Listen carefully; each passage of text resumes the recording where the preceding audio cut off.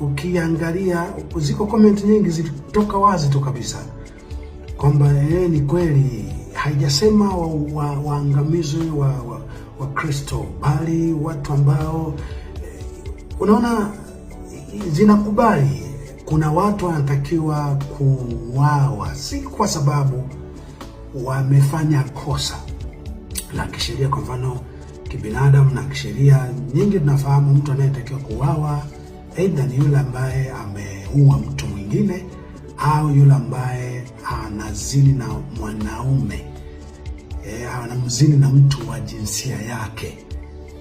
Huyo ni moja ya watu ambao Torati ambayo Qurani pia inaikubali, ndio adhabu za ambazo moja kwa moja zilitaka watu wauawe na zingine chache. Lakini ikiwa klipu hii ina ukweli wa chini kwa chini,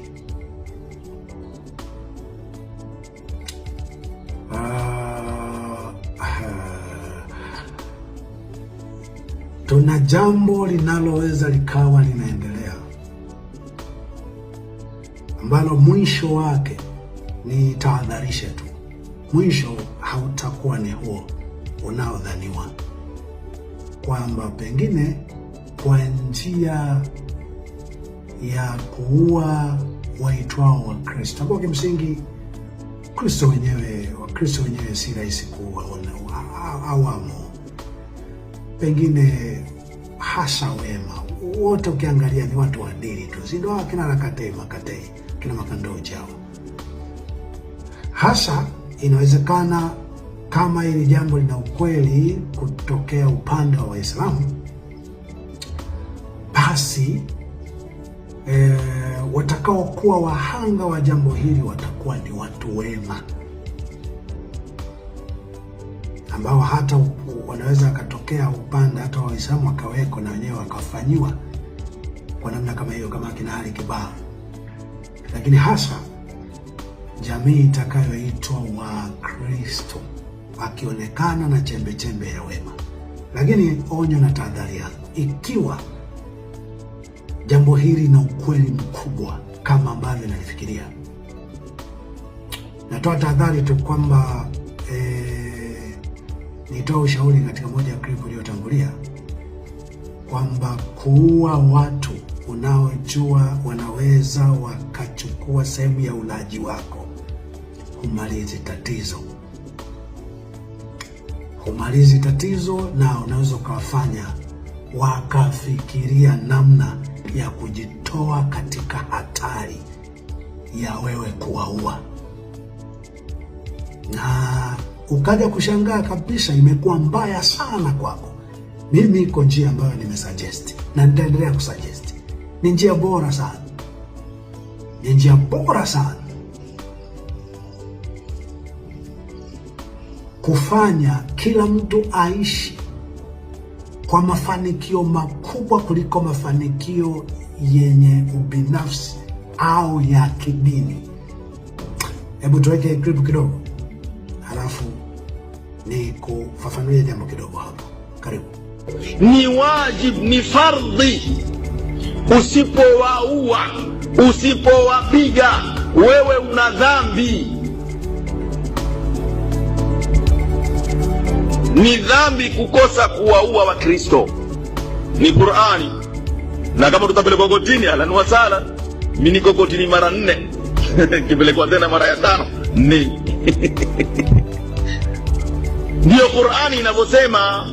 Na sisi maulama wetu, kwa sababu ya kutaka pesa kwa haramu, kisha kila siku mimi huwaambia sawa. Sasa huyu shehe, taarifa zote alikuwa wa Kenya, alishauawa, ishakuaje?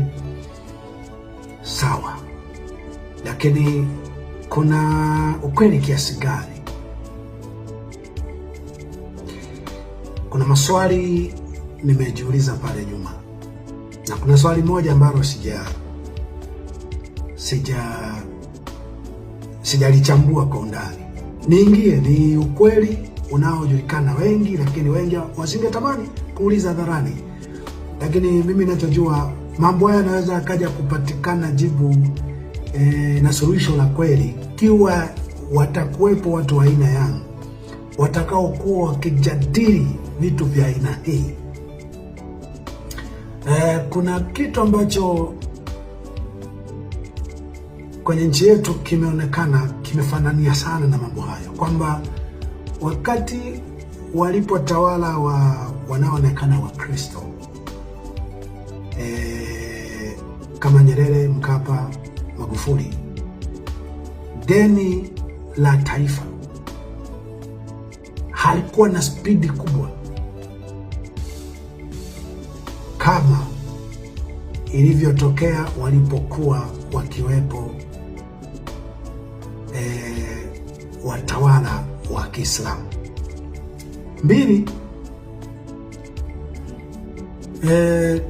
kushamiri kwa rushwa na ufisadi vimeonekana zaidi, vimelalamikiwa zaidi. Unajaribu kuona hivi ni chuki ya kidini wanalalamikiwa tu, kweli sio huo. Vitendo vya rushwa na ufisadi ama upigaji bili vimelalamikiwa zaidi, vimeonekana zaidi ama kwa wazi zaidi wakati wa utawala wa Kiislamu. Sijui kama naonekana nina udini kwa nachambua kidini.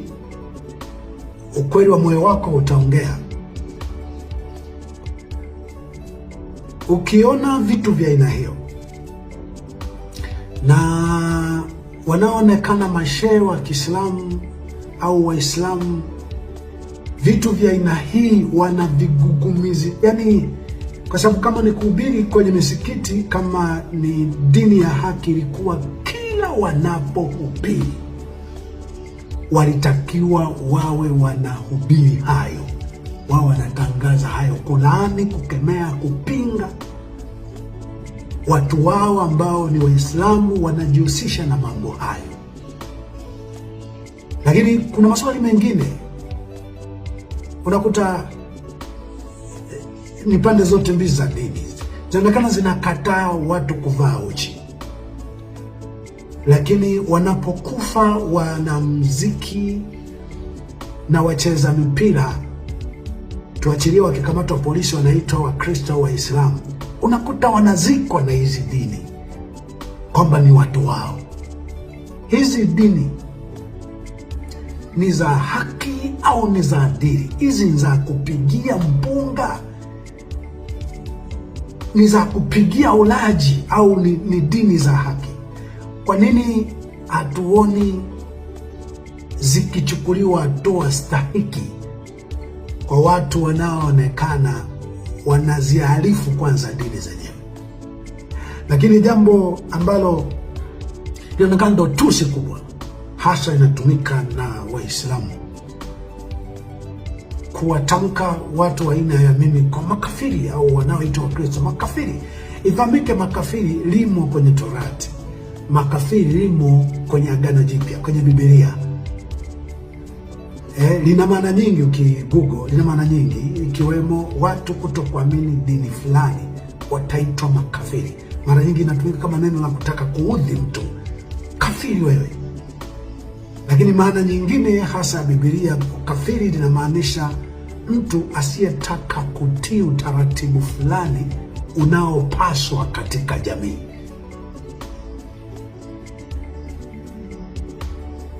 Kwa mfano katika Timotheo wa kwanza sura ya kwanza mstari wa 9 anasema, akilifahamu neno hili ya kuwa sheria haimhusu mtu mwenye haki, bali waasi na wasio wataratibu na makafiri na wenye dhambi na wanajisi na wasio mcha Mungu na wapigao baba zao na wapigao mama zao na wauaji. Sheria ziwe za kidini, ziwe za kitaifa, za kidunia, zipo kwa ajili ya wauaji na makafiri.